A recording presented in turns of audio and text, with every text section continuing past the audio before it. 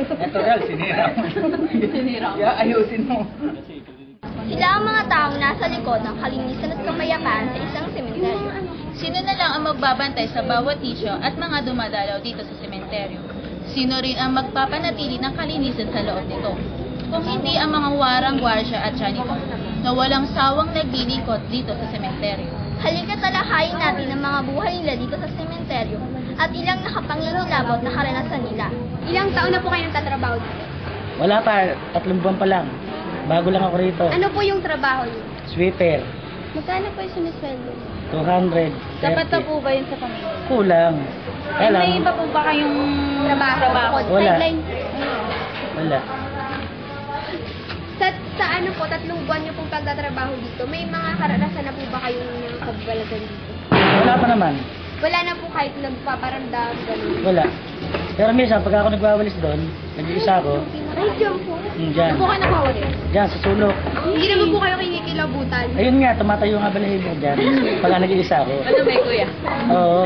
Kaya nagmamadali ako magwalis sa lugar na yan. Bakit po dito na po naisipan magtrabaho? Dito ako natawag dahil Bantay Bayan ako eh. Member ako ng Bantay Bayan ng Marikina. Sa ano po, tinagal-tagal niyo na po pagtatrabaho dito, may mga nararamdaman po ba kayo? Yun! Katulad na lang po ng ano. Yung nagmamarsya.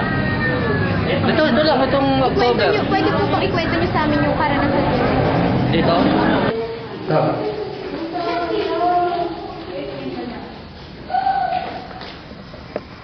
Dito kasi ako natutulog eh. Sa tanghali. Pero ang tulugan ko doon kaya dito. Diyan po sila nagmarcha? Dito. Madaling araw.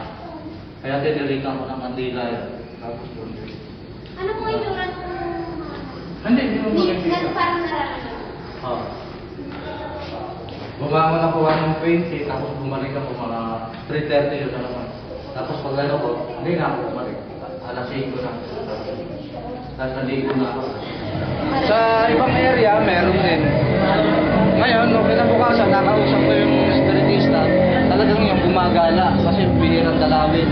Hindi nakita-rita ng kakila. Kailangan nun daw sana tsaka ano-ano. Ito. May ano? Ito yung area. Ito. Kuya, yung Oh, yan ang area na yan. Ang nakalibing dyan mo senior, pare. Yung kinukuha ni Brad, yan ganyan. Pagka may nag-appear dyan sa negative, talagang meron.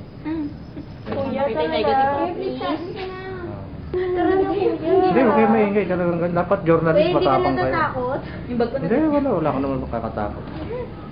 Dati nga, nakahilera lang dyan, mga nakasako, puro buto. Ano. Okay, matatakot kasi doon din tayo babalik. Mga bagay. Pagka natatakot kayo.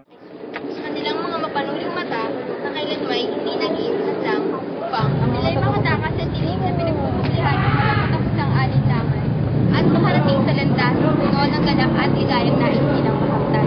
Mga warang manggagawa na walang sawang kumakayod upang matustusan ang bawat pangangailangan ng kani-kanilang pamilya. Hindi namin intensyon gambalain ang mga kaluwang na mamahinga na. Naway naliwanagan tayo sa madaling na interpretasyon natin sa sementeryo. Buhay ng mga tao nagsasaga maghanap